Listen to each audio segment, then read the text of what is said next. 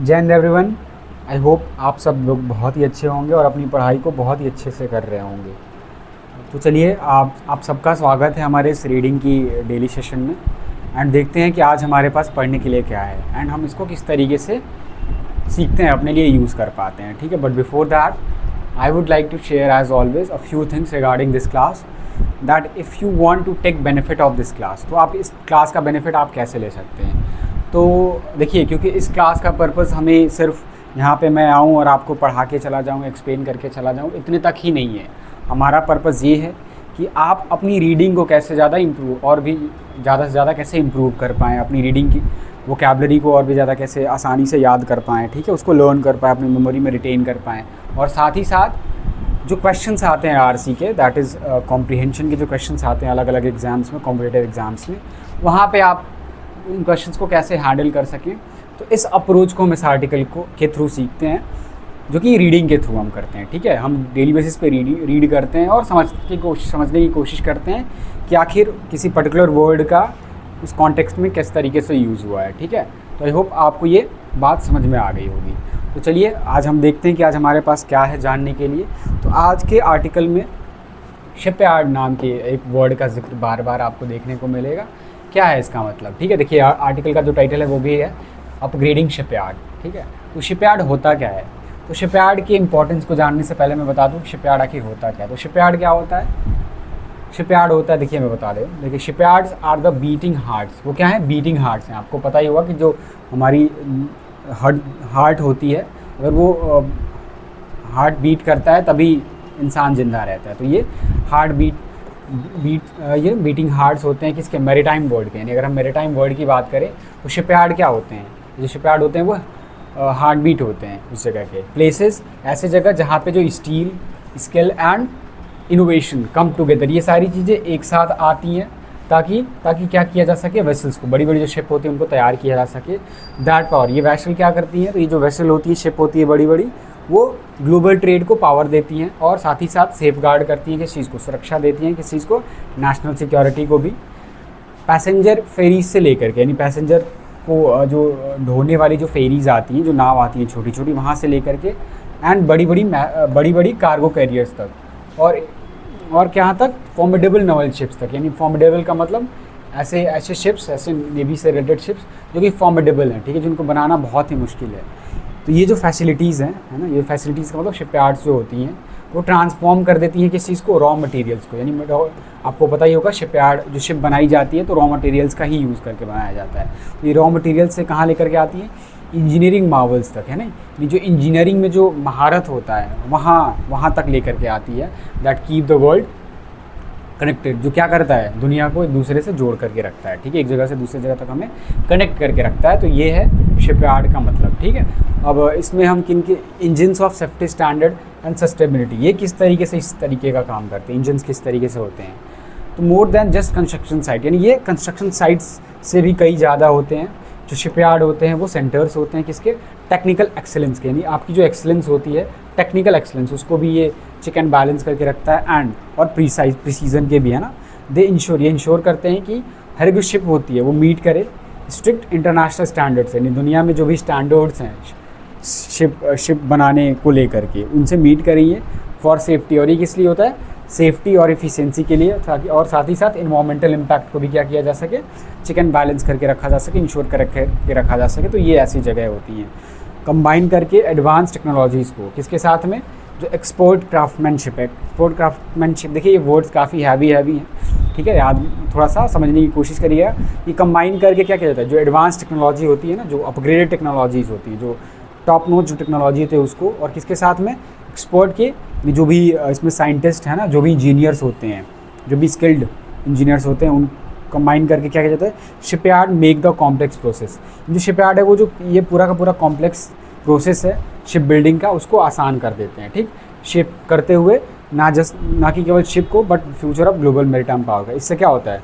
आपका जो ये पूरी दुनिया का जो मैरीटाइम का पावर है, उसका जो फ्यूचर है, उसको भी क्या करते हैं? ये शेप देते हैं। ठीक है, आकार देते हैं। तो this is all about shipyards. ठीक है, एक तरीके की एक जगह होती है जहाँ पे बेसिकली शिप को तैयार किया जाता है। आपको पता ही होगा कि ट्रेड, आज के टाइम पे ट्रेड करने के लिए हम शिप का बहुत ज़्यादा इस्तेमाल करते हैं। ठीक है, इफ़ हम टू बी प्रिसाइज अगर हम बात करें तो 90 to 95% जो दुनिया भर में ट्रेड होता है वो शिप के थ्रू ही होता है, बिकॉज ऑफ मेनी रीजन्स, ठीक है। जो शिपिंग कॉस्ट होती है वो काफ़ी ज़्यादा कंपैरिजन में कम होती है, ठीक है। और आप बड़े बड़ी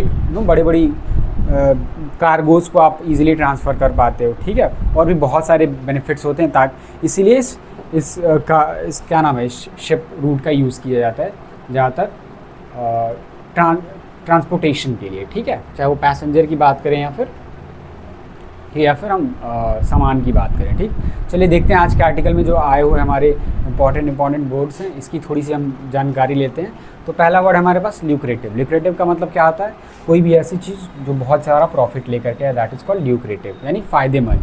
गेनफुल, रियूमिनरेटिव भी आप इसको कह सकते हैं। रियूमिनरेटिव वर्ड बहुत ही अच्छा है।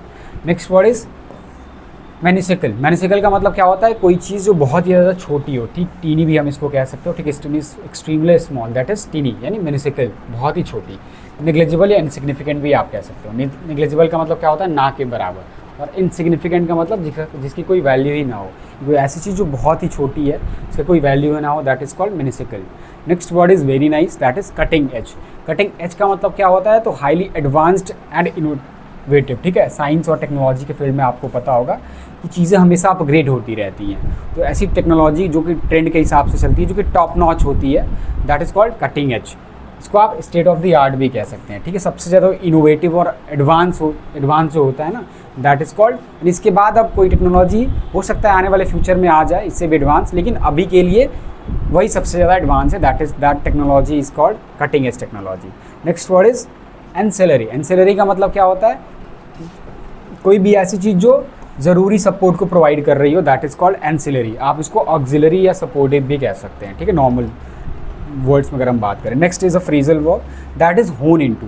होन इनटू का मतलब क्या होता है, टू डेवलप और रिफाइन इनटू समथिंग स्पेसिफिक, यानी किसी अच्छी चीज़ में क्या कर देना, किसी स्पेसिफिक चीज़ में डेवलप कर देना, यानी उसका विकास कर देना, विकसित कर देना उस चीज़ को। एवॉल्व इनटू, ट्रांसफॉर्म इनटू, यानी चेंज इनटू भी आप इसको पूरी तरीके से चेंज इनटू कर देना, दैट इज़ कॉल्ड होन इनटू। प्री फैब्रिकेट का मतलब क्या होता है, तो प्री फैब्रिकेट का मतलब होता है manufacture component in advance for quick assembly, यानी तेज़ी के साथ में असेंबली करने के लिए, यानी साथ में लाने के लिए जो एडवांस में जो पहले से ही जो मैन्युफैक्चर कर लिया जाता है कंपोनेंट्स को, that is called pre fabricate. Fabricate का मतलब पता होगा आपको, तैयार करना। प्री असेंबल या प्री बिल्ड भी आप इसको कह सकते हैं, ठीक है। नॉर्मल वर्ड्स हैं ये काफ़ी। Next word is very important, ये बहुत ही अच्छा वर्ड है, ठीक है। ये एग्जाम में फ्रिक्वेंटली पूछा गया वर्ड है, दैट इज़ रिवाइटलाइज। आपने रिवाइटल वर्ड सुना होगा, ठीक है। रिवाइटल एक कैप्सूल की तरह आती है, जो हमें हमारे अंदर क्या लाती है, एनर्जी लेकर के आती है, ठीक है। तो वहीं से ये वर्ड बना, दैट इज़ रिवाइटलाइज। देखिए वाइटल का मतलब ही होता है इंपॉर्टेंट, ठीक है। और अगर आपने फिर से किसी के अंदर जान डाल दी है, दैट इज़ कॉल्ड रिवाइटलाइज, यानी टू गिव न्यू लाइफ, यानी किसी चीज़ के अंदर फिर से जान डाल देना या एनर्जी डाल देना, उसको एनर्जाइज कर देना, that is called revitalise. Rejuvenate या रिन्यू भी करना आप इसको कह सकते हैं, ठीक है। तो आप देख सकते हैं बहुत ही अच्छे वर्ड है, ठीक है। खास तौर पर म्यूनिसिकल, ल्यूक्रेटिव और रिवाइटलाइज, और ये प्री फैब्रिकेट, होन इनटू, ये कुछ वर्ड काफ़ी इंपॉर्टेंट है, सारे ही वर्ड काफ़ी इंपॉर्टेंट है, तो आप इसको याद रखेंगे, ठीक है। चलिए आज के हम आर्टिकल को डाइव डाउन करते हैं और देखते हैं कि किस चीज़ के बारे में ऑथर ये बात कर रहा है, आखिर है ये क्या, ठीक है। चैलेंजेस क्या है, हमने शिपयार्ड के बारे में तो जानकारी ले ली, बट ये आर्टिकल किस चीज़ के बारे में बात कर रहा है। तो आर्टिकल का जो टाइटल है, दैट इज़ अपग्रेडिंग शिपयार्ड, यानी शिपयार्ड को क्या करना है। शिपयार्ड मतलब जहाँ पे शिप वगैरह तैयार करी जाती है, दैट इज़ कॉल्ड शिपयार्ड, ठीक है। तो अपग्रेड करना, यानी नए इनोवेशन को लेकर के आना, टेक्नोलॉजी को लेकर के आना, कहाँ पे, शिपयार्ड के अंदर, यानी इनको अपग्रेड करना, तकनीक के अनुसार ढालना। इंसेंटिव्स फॉर शिप बिल्डिंग, यानी जो इंसेंटिव्स का मतलब फ़ायदे है ना, फ़ायदे जो लिए जा रहे हैं किस चीज़ के लिए, शिप बिल्डिंग के लिए, है ना, शिप तैयार करने के लिए, मस्ट इंक्लूड। तो इस चीज़ को क्या करना चाहिए, इंक्लूड करना चाहिए, शामिल करना चाहिए लॉन्ग टर्म ऑफटेक पॉसिबिलिटीज़ को, यानी ऐसी पॉसिबिलिटीज़ को, संभावनाओं को, प्रॉस्पेक्ट्स को, जो क्या हो, सबसे पहली बात तो लॉन्ग टर्म हो, लंबे टाइम तक चलें, और वो ऑफटेक हो। ऑफटेक का मतलब क्या होता है, तो देखिए कि बहुत ही अच्छा वर्ड है। ऑफटेक का मतलब होता है परचेज और agreement to buy goods and services, है ना, ताकि अगर शिप बिल्डिंग करी जा रही है, ठीक है, तो ऐसा ना हो कि अगर वो तैयार करी जा रही है तो इतना टाइम लग गया कि फिर जो भी जिन्होंने भी ऑर्डर दिया था उसको बनाने के लिए, वो फिर अपने ऑर्डर को वापस ले ले। ठीक है, तो यही कह रहा है जो इंसेंटिव्स हैं शिप बिल्डिंग के लिए उनको इंक्लूड करना चाहिए लॉन्ग टर्म ऑफटेक पॉसिबिलिटीज़ को, यानी ऐसी संभावना हो जहाँ पे अगर टाइम भी लगता है तो वो परचेज़ हो जाए, वो शिप तैयार हो तो उसको खरीद लिया जाए, है ना, शिप ओनर्स के द्वारा। ठीक है, तो यही इस आर्टिकल का बेसिकली टाइटल पैराग्राफ का मतलब है। चलिए आगे देखते हैं। द रिसेंटली अनाउंस्ड पैकेज, यानी हाल ही में जो अनाउंस किया गया पैकेज है, पैकेज आप समझते होंगे। ठीक है, पैकेज कितने किस चीज़ का है, तो 69,025 करोड़ का है ये पैकेज टू रिवाइटलाइज। और ये पैकेज किस लिए है, ताकि रिवाइटलाइज किया जा सके, फिर से जिंदा किया जा सके, उसको न्यू लाइफ दिया जा सके। किस चीज़ को, इंडिया के शिप बिल्डिंग को, यानी इंडिया के अंदर जो शिप बिल्डिंग यानी शिप को जो तैयार किया जाता है उसको रिवाइटलाइज किया जा सके। और किसको रिवाइटलाइज किया जा सके, मैरीटाइम इकोसिस्टम को, है ना, फिर से इसमें जान डालने की ज़रूरत है, इसलिए ये काम किया गया, अनाउंस किया गया इस पैकेज को जो कि इतने करोड़ का है। और ये किस चीज़ के लिए पैकेज, इज़ टू रिप्लेस, और ये रिप्लेस करने के लिए है उस पैकेज को जो कि है 2015 का, यानी 2015 का जो पैकेज था उसको रिप्लेस करने के लिए, विच इज सेट टू, वही पैकेज 2015 का जो कि निर्धारित है कि एक्सपायर कर जाएगा, ख़त्म हो जाएगा मार्च 2026 तक। मार्च 2026 तक जो हमारा पुराना पैकेज था 2015 में जो आया था वो क्या हो जाएगा, मार्च 2026 में एक्सपायर हो जाएगा, तो उसको रिप्लेस करने के लिए ये इस नए पैकेज को अनाउंस किया गया है। ठीक, तो ये इसका मतलब हुआ। आगे देखें, इन द लास्ट 10 ईयर्स, यानी पिछले अगर हम 10 साल के अंदर अगर हम बात करें, वाइल, जबकि जो ल्यूक्रेटिव का मतलब क्या हुआ, फ़ायदा ले आने वाले, है ना, प्रॉफिटेबल। ठीक, कोई भी चीज़ जो प्रॉफिट लेकर के आए, दैट इज़ कॉल्ड ल्यूक्रेटिव। ठीक है, ये जो ल्यूक्रेटिव डिफेंस ऑर्डर्स हैं, यानी फ़ायदा पहुंचाने वाले जो डिफेंस से आने वाले जो ऑर्डर्स हैं, हैड केप्ट, उन्होंने रखा था किस चीज़ को, सम शिपयार्ड्स, यानी कुछ शिपयार्ड्स को। शिपयार्ड्स का मतलब उस एरिया को जहाँ पे शिप वगैरह बनाई जाती है, बार बार मैं इस चीज़ को दोहरा रहा हूँ, शिपयार्ड्स को बिजी, यानी बिजी रखा था, यानी वहाँ पे कुछ ना कुछ काम चल रहा था जो कि डिफेंस ऑर्डर्स की वजह से ये हो रहा था।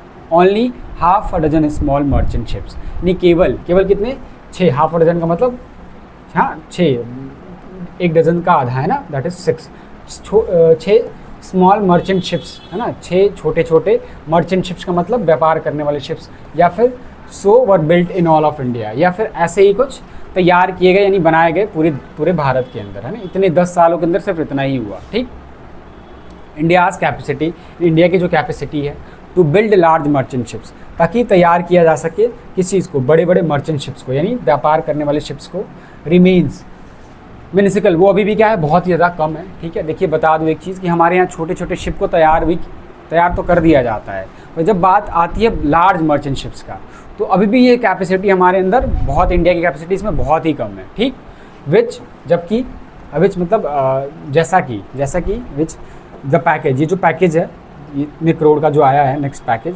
होप्स उम्मीद करता है टू एक्सपांड, कि वो बढ़ा देगा, एक्सपांड कर देगा, और ये कहाँ तक लेकर के आएगा, 4.5 मिलियन ग्रॉस टोनेज, यानी यहाँ तक लेकर के आएगा। बेसिकली एक यूनिट होती है, ठीक है, शिप के अंदर की कैपेसिटी कितनी होगी, तो इतने तक बढ़ा देगा इसको। ठीक है, टोटल इतने तक लेकर के आएगा, एक्सपांड कर देगा, ये जो पैकेज अनाउंस किया गया है।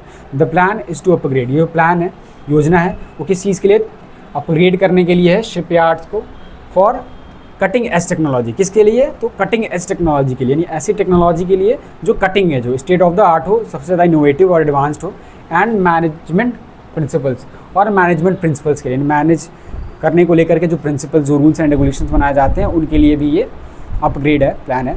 और किस चीज़ के लिए प्लान है, ताकि टू प्रमोट करने के लिए नए यार्ड्स का मतलब वही शिप यार्ड्स को, इन क्लस्टर हाउसिंग फैक्ट्रीज, और इनको किस में चेंज कर देना है, किस में तैयार करना है, ऐसा ग्रुप हो फैक्ट्रीज़ का जो एक साथ काम करे, ताकि और भी ज़्यादा एफिशिएंसी आ सके। ठीक है, तो इसको कन्वर्ट करने को लेकर है, प्रमोट करने को लेकर के है, फॉर शिप बिल्डिंग, किस चीज़ के लिए, शिप बिल्डिंग एंसिलरीज़ के लिए, यानी शिप बिल्डिंग में जो बहुत सारी हेल्पफुल चीज़ें जो यूज़ होती हैं, जो हेल्पफुल चीज़ें होती हैं, बहुत सारी चीज़ें होती हैं, तो उसको भी क्या करने के लिए, ये प्रमोट करने के लिए इस चीज़ को किया गया, इस प्लान को तैयार किया गया। एंड सपोर्ट करने के लिए शिप ओनर्स को, शिप ओनर कौन होता है, शिप वगैरह परचेज़ करते हैं। ठीक है, पता ही आपको, यहाँ पे हमारी कंट्री के अंदर प्राइवेट प्लेयर्स ज़्यादा हैं जो कि शिप को ओन करते हैं। ठीक है, सपोर्ट करने के लिए शिप ओनर्स को, फॉर फाइनेंस करने के लिए, फंड करने के लिए न्यू बिल्ड्स को, ताकि ये क्या कर सकें, ये जो शिप ओनर्स हैं वो फाइनेंस कर सके, पैसा लगा सके न्यू बिल्ड्स को। न्यू बिल्ड्स का मतलब नए शिप्स को, ठीक है, नए मैन्युफैक्चरिंग शिप्स को बनाने में।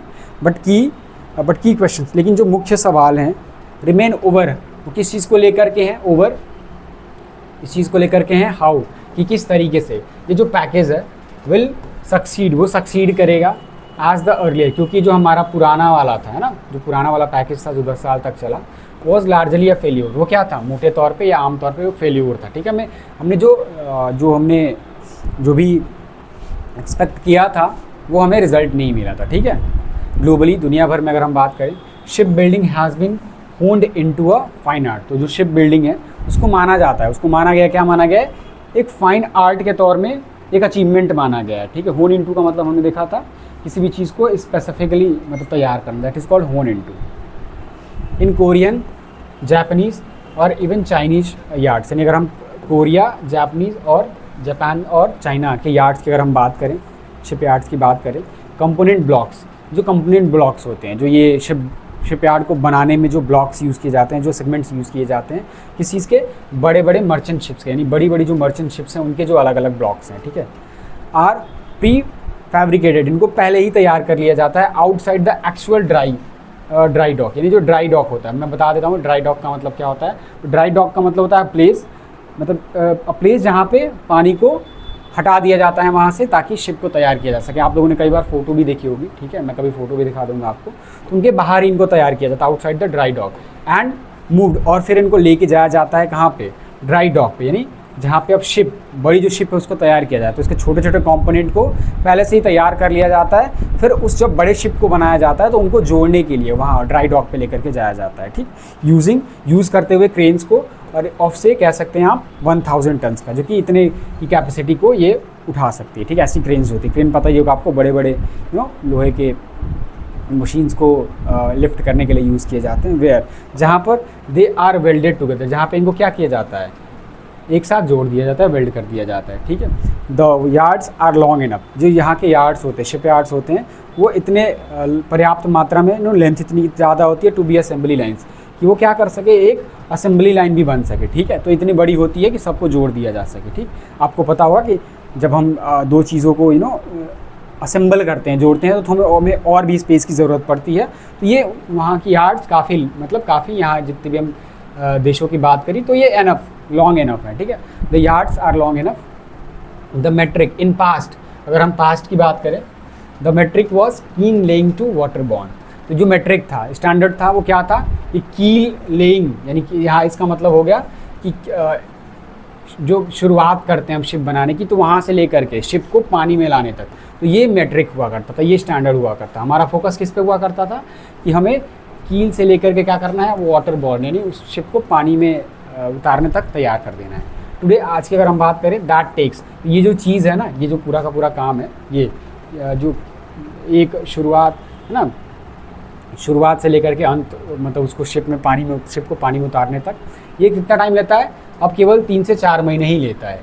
It takes just about a year, और ये लगभग 1 साल लेता है फ्रॉम द प्रोसेस, उस प्रोसेस से, जो कि है पहले first steel to sea trials for a large merchant ship. अगर बड़े मर्चेंट शिप की बात करें तो उसके पहले स्टील से लेकर के सी ट्रायल्स में भी क्या लगभग 1 साल का टाइम लगता है। तो काफ़ी कम टाइम है ये, कुछ ज़्यादा टाइम नहीं है। ठीक है, बैरिंग, देखिए first steel to sea trials का मतलब क्या हुआ, कि जब पता है ना, शिप को बनाने के लिए स्टील का प्रयोग ज़्यादा किया जाता है। तो जब शिप को है ना, स्टील को कट किया जाता है शेप में, है ना, तो वहाँ से लेकर के सबसे जो पहली बेसिक चीज़ है, वहाँ से लेकर के सी ट्रायल, जो कि इसका फाइनल स्टेज होता है, वहाँ तक करने में लगभग 1 साल का टाइम लगता है। ठीक है, केवल 1 साल का टाइम लगता है, just about a year.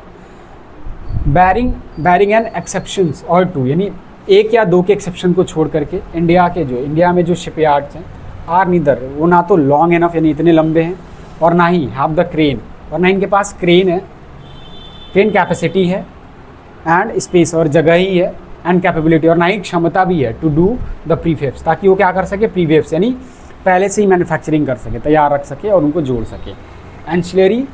Ancillaries are another bottleneck, जो एंसिलरीज हैं, है ना, एंसिलरीज का मतलब मैंने एक बार आपको बता दूं। ठीक है, एंसिलरीज का मतलब क्या होता है, तो किसी भी मेन एक्टिविटी को प्रोवाइड करने के लिए जो ज़रूरी चीज़ें होती है, दैट इज़ कॉल्ड एंसिलरीज। तो ये भी एक बॉटलनेक है। ठीक है, एक भी डिफ़िकल्टी है, रास्ते का रोड़ा है। और टर्न अराउंड, जो टाइम टेकन है इसमें, पूरा का पूरा जो समय लगता है किसी चीज़ का, ऑफ अबाउट 2 और 3 ईयर्स, यानी 2 या 3 साल का, is the norm in India. ये क्या है, स्टैंडर्ड है इंडिया, यानी इंडिया के अंदर तो 2 से 3 साल मतलब लगने ही लगने हैं बाय डिफ़ॉल्ट, ठीक है, 2 से 3 साल के अंदर, इससे पहले तो होने के चांसेस ही नहीं है। या फिर 2 more years, 2 और साल किस चीज़ का, of capital sunk without return, उस कैपिटल, उस पैसे का जो कि डूब जाता है बिना रिटर्न के, यानी बिना फ़ायदा दिए डूब जाता है, तो 2 साल और देखने को मिल जाता है, ऐसा कई बार देखने को हमें मिलता है। दिस इज़ अ की रीज़न, यही एक मुख्य कारण है for Indian ship owners, India के अंदर जो शिप ओनर्स हैं उनके लिए। नॉट ऑर्डरिंग, कि वो ऑर्डर नहीं कर रहे हैं किस चीज़ को, नए शिप बिल्ड्स को, यानी नए जो नई बिल्डिंग्स, नई जो शिप तैयार की जा रही है इनको। इवन इफ़ वहीं देखा जाए तो जो सब्सिडीज़ हैं, यानी जो छूट दिए जाते हैं, सब्सिडी जो दी जाती है इन प्रीवियस पॉलिसी, जो कि प्रीवियस पॉलिसी यानी हमारी जो पहले वाली पॉलिसीज़ में दिया गया था, इसने एड्रेस किया, सुलझाया इस चीज़ को, द इशू को, उस मुद्दे को, जो कि हाई कैपेक्स का, यानी हाई कैपिटल एक्सपेंडिचर का। कैपिटल एक्सपेंडिचर का मतलब क्या होता है, कैपेक्स का मतलब कैपिटल एक्सपेंडिचर, यानी बनाने में जो पैसा। देखिए शिप जब तैयार हो जाएगी तो वो क्या करेगी, वो प्रॉफिट ला करके देगी, तो जो चीज़ भी प्रॉफिट हमें ला करके देती है that is called capital expenditure. जो भी हम खर्च करते हैं उस शिप को बनाने में that is called capital expenditure, ठीक। शिपयार्ड अपग्रेडिंग शुड एड्रेस, यानी शिपयार्ड को अपग्रेड करने का काम है, इसमें नवाचार जो लाने का काम है उसको एड्रेस करना चाहिए, दिस इशू इस कंसर्न को, ठीक। चाइना फॉर इंस्टांस, यानी चाइना अगर एग्जाम्पल के तौर पे देखें, has thought through ship building in full and setup institution. इसने किस तरीके से देखा है चाइना ने, इसने सोचा है किस तरीके से, शिप बिल्डिंग वाले तरीके से, जो कि है फुल और सेटअप इंस्टीट्यूशन, यानी उसने पूरा का पूरा और एक सेटअप इंस्टीट्यूशन तैयार कर लिया है, ताकि टू ट्रेन मैन पावर, ताकि क्या कर सके, वो मैन पावर को ट्रेन कर सके, उनको ट्रेनिंग प्रोवाइड कर सके। एट दिस पॉइंट, इस पॉइंट पे इंडिया को ज़रूरत पड़ेगी तो स्टार्ट की, वो शुरू करे छोटे सच एज शिप्स, इस तरह की शिप्स को जो कि हैं सिर्फ 500 ग्रॉस टनेज का, यानी इतने कैपेसिटी का हो, इतने पे फोकस करना चाहिए शुरुआत में। एंड और इससे ऊपर भी क्या करना चाहिए, ज़रूरत पड़ेगी कि वो स्टार्ट करे, है ना, थोड़ा तेज़ी भी लाए इसके अंदर। द बॉटलनेक इज़ दैट, और जो कठिनाई है, जो डिफ़िकल्टीज़ है इज़ दैट, वो ये है वाइल टर्मिंग, कि जबकि जो नाम देने का काम है, टर्म देने का काम है किस चीज़ को, शिप बिल्ड्स को, यानी शिप न्यू बिल्ड्स को, यानी जो शिप नए नए तैयार किए जाएंगे, इनको नया जो नाम देने का काम है दैट इज़ न्यू बिल्ड्स, इनको नए न्यू बिल्ड्स कहा जाएगा। एज इंफ्रास्ट्रक्चर, क्योंकि जो इंफ्रास्ट्रक्चर है हैज़ ब्रॉड डाउन, उसने क्या किया, नीचे ला दिया है किस चीज़ को, उस कॉस्ट को, उस कीमत को, जो कि है फाइनेंस का थ्रू, और किस तरीके से, थ्रू लोअर इंटरेस्ट रेट, यानी कम इंटरेस्ट रेट्स के थ्रू, और एक्सटेंडेड प्रीपेमेंट शेड्यूल्स के थ्रू। अगर कोई भी ऑर्डर करता है शिप को, ठीक है, तो उसमें उनको इंटरेस्ट रेट भी काफ़ी कम देना होगा, और जो पूरा का पूरा पैसा लौटाना होगा, शेड्यूल भी क्या होगी, उसको भी बढ़ा दिया गया है। This applies only to large vessels, लेकिन प्रॉब्लम ये है, ये केवल बड़ी बड़ी शिप्स के ऊपर ही अप्लाई होता है, ये जो इंसेंटिव है, इंसेंटिव्स टू प्रमोट, जो इंसेंटिव्स दिए जा रहे हैं, फ़ायदे दिए जा रहे हैं ताकि प्रमोट किया जा सके किस चीज़ को, शिप बिल्डिंग को, विल नीड टू, उसको ज़रूरत पड़ेगी टू इंक्लूड, कि वो शामिल करे long term offtake possibilities को, है ना, कि अगर लंबे टाइम तक परचेज़ को क्या करे, वो पॉसिबिलिटीज़, इसकी संभावना को क्या करे, वो इंक्लूड करे लॉन्ग टर्म में चलने वाले। इंडियन शिप ओनर्स, इंडिया के जो शिप ओनर्स हैं वो नहीं देखते हैं, do not see long term demand, यानी डिमांड की विजिबिलिटी को, है ना, फॉर देम, उनके लिए, टू इन्वेस्ट, ताकि वो इन्वेस्ट कर सकें न्यू बिल्ड्स, यानी नए शिप मैन्युफैक्चरिंग में इन इंडियन यार्ड, जो कि कहाँ तैयार किए जाए, इंडियन यार्ड्स में तैयार किए जाते हैं। विथ कॉस्ट की जो कीमत है ओवररन कर देती है, यानी आगे निकल जाती है, कहाँ से, तो डिलेज की वजह से, ठीक है। होता ये है कि डिलेज जैसे जैसे होते जाते हैं वैसे वैसे कॉस्ट भी बढ़ती जाती है, ठीक है। उसमें आपको पता ही होगा, अगर स्टील की अगर हम बात करें, देखिए स्टील ही नहीं यूज़ होता, बहुत सारी चीज़ें यूज़ करी जाती हैं, तो इन्फ्लेशन वगैरह भी ऐड होता जाता है, तो उससे कीमत भी बढ़ती जाती है उस शिप की, ठीक। फॉर इंस्टांस एग्जांपल के तौर पे अगर हम देखें, इंडिया की जो ग्रीन फ्यूल प्रोडक्शन पॉलिसी है, यानी इंडिया की जो ये जो पॉलिसी है green fuel production policy, has seen projects, उन्हें प्रोजेक्ट्स को देखा है, टू मेक, ताकि वो तैयार करे एंड एक्सपोर्ट, और एक्सपोर्ट करे किस चीज़ को, ग्रीन फ्यूल्स को, किसके थ्रू, काकीनाडा एंड कोची के through, but without leveraging, but बिना लेवरेज करते हुए, बिना फ़ायदा पहुंचाते हुए, देम उनको टू बिल्ड, ताकि वो क्या कर सके, ग्रीन शिप्स को बिल्ड कर सके, एंड डू द ऑफटेक, और उस ऑफटेक को भी कर सकें, उस लंबे परचेज़ को भी क्या कर सकें, ऑफटेक का मतलब याद रखिएगा, परचेज़ और अग्रीमेंट गुड एंड सर्विसेज, ठीक है, एज वेल, उसको भी क्या किया जा सके, वो to do the offtake as well, वो भी कर सकें। लॉन्ग टर्म जो शिपिंग कॉन्ट्रैक्ट्स हैं, लॉन्ग टर्म में चलने वाले जो शिपिंग को लेकर के कॉन्ट्रैक्ट्स हैं, एंड जो टाइम चार्टर्स हैं, और जो टाइम का जो चार्टर है कि कैसे क्या क्या चीज़ों को तैयार किया जाएगा, चार्टर है फॉर इम्पोर्टेड कोल, यानी इम्पोर्टेड कोल के लिए from state owned power utilities, यानी स्टेट के द्वारा ओन किए जाने वाली पावर यूटिलिटीज से, एंड जो इम्पोर्टेड क्रूड है, क्रूड का मतलब कच्चा तेल है जो कि मंगाया जाता है कहाँ से, ऑयल कंपनीज से, है ना। ये इसके लिए कह रहा है कि लॉन्ग टर्म शिपिंग कॉन्ट्रैक्ट्स और जो टाइम चार्टर्स है जो इन दोनों के लिए है, ठीक है। इम्पोर्टेड कोल के लिए भी जो कि यहाँ से आते हैं, एंड इम्पोर्टेड क्रूड के लिए जो कि ऑयल कंपनी से आते हैं। तो ये जो चीज़ है वो क्या करेगी, स्पर कर देगी शिप बिल्डिंग को। इससे क्या होगा, शिप बिल्डिंग में और भी ज़्यादा बढ़ोतरी देखने को मिलेगी, ये और भी ज़्यादा इसमें इंक्रीज़ देखने को मिलेगा। स्पर का मतलब क्या होता है, किसी भी चीज़ को एक्सपांड करना या बढ़ा देना, ठीक। तो आई होप आपको ये आर्टिकल समझ में आ गया होगा, ठीक है। थोड़ा सा मुश्किल था बट कोई नहीं, हम ऐसे ही कोशिश करते रहेंगे, ठीक है। ताकि चलिए आज के हम आर्टिकल में आए हुए क्वेश्चंस को भी एक बार हम करने की कोशिश करते हैं, ताकि हम देखें कि हमें ये आर्टिकल समझ में आया है कि नहीं पढ़ के। कह रहा है आर्टिकल के according why has India ship building capacity, India की जो शिप बिल्डिंग की कैपेसिटी है, क्षमता है, रिमेन लिमिटेड, वो लिमिटेड क्यों है। तो कह रहा है बिकॉज क्योंकि मोस्ट शिपयार्ड शिफ्टेड, जो ज़्यादा जो शिपयार्ड्स हैं वो शिफ्ट कर गए हैं उनके फोकस को फॉरेन मार्केट में बजाय डोमेस्टिक नीड्स में, ठीक है। इसकी बात नहीं कर रही थी, ठीक है। सिंस चूँकि जो हाई कैपिटल एक्सपेंडिचर है और इनसफिशिएंट जो एंसिलरी सपोर्ट है, डिटर, ये क्या कर देता है, रोड़ा डाल देता है, हेम्पर कर देता है लॉन्ग टर्म इन्वेस्टमेंट को, ठीक है। आगे क्वेश्चन को हम देख लेते हैं। As the government has prioritise, जैसा कि जो सरकार है उन्होंने शिप डिफेंस बिल्डिंग को क्या किया है, ज़्यादा प्रायोरिटाइज़ किया, महत्व दी है कमर्शियल प्रोडक्ट को एक्सक्लूसिवली, यानी खास तौर पर। ये भी हमारा आंसर नहीं होगा, because Indian ship builders have consistently fail to secure international orders, ठीक है। नहीं, हमारा आंसर क्या हो जाएगा, option B will be the correct answer, क्योंकि जो बहुत ज़्यादा ये पैसा इसमें खर्च करने का जो काम है और अपर्याप्त जो एंसिलरी सपोर्ट है, सपोर्टिव जो प्रमोटिव जो सपोर्ट है वो क्या कर देता है, लॉन्ग टर्म इन्वेस्टमेंट को डिटर कर देता है, रोक देता है इससे, ठीक है। What is the articles primary recommendation, इस आर्टिकल का प्राइमरी रिकमेंडेशन क्या है, क्या सुझाव दे रहा है ताकि इंडिया के जो शिप बिल्डिंग सेक्टर है उसको रिवाइव किया जा सके, फोकस किया जाए प्रोड्यूस करने पे छोटे और अफोर्डेबल मर्चेंट शिप से बजाय कि लार्ज वेसल्स पे। नहीं, ये इसकी तो बात करी थी ना कि हमें लार्ज वेसल्स के ऊपर भी काम करना है। रिड्यूस किया जा सके गवर्नमेंट के इन्वॉल्वमेंट को और इनकरेज किया जा सके complete privatisation of ship yards को। नहीं, introduce incentives tied to long term offtake agreements, बिल्कुल सी ऑप्शन हुई होगा हमारा।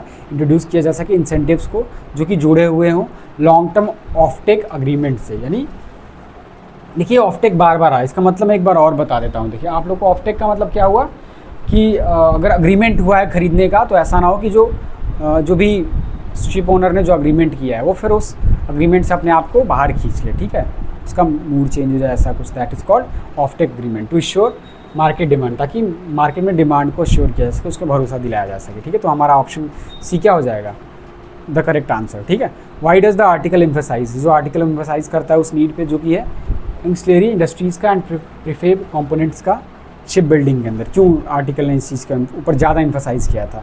ये रिड्यूस कर देते हैं डिपेंडेंस को फॉरेन शिप बिल्डर्स पे एंड कट प्रोजेक्ट कॉस्ट, इसकी बात नहीं करी थी फॉरेन कंपनीज़ की। दे अलाउ कर देते कंस्ट्रक्शन को शुरुआत हो सके बिफोर कॉन्ट्रैक्ट आर फाइनलाइज्ड, इसकी भी बात नहीं करी है। See they help in speeding of the building process and lowering turnout time, बिल्कुल हमारा आंसर जहाँ तक लग रहा है कि यही हो जाएगा, ठीक है। तो option C will be the correct answer. They make shipyard independent of international, नहीं, हमारा आंसर सी यहाँ पे हो जाएगा, ठीक है। तो आई होप ये आर्टिकल आपको समझ में आ गया होगा, ठीक है। और वोकैबलरी कर लीजिएगा, ये जो हमने चीज़ें डिस्कस करी शिपयार्ड को लेकर के कि इसकी इंपॉर्टेंस क्या है, क्या होता है ये, इसको भी हम अब PDF शेयर कर देंगे टेलीग्राम चैनल पे, ठीक है। हमारा टेलीग्राम चैनल ये है, हमारा एडिफाई इंग्लिश हब, ठीक है। आप इस पर इसका PDF एक्सेस कर सकते हैं, और साथ ही साथ जो हमारा इंस्टाग्राम चैनल है उसको भी आप एक्सेस कर सकते हैं, जहाँ पे हम फ्रेजेज़, वोकैबलरी है ना, कुछ एडवांस वोकैबलरीज, फ्रेजेज़ है ना, स्पीकिंग से रिलेटेड बहुत सारी चीज़ें आपके साथ शेयर करते रहते हैं। तो यहाँ पे भी आप हमसे जुड़े हुए रह सकते हैं, ठीक है। तो this is all for today from my side, thank you, जय।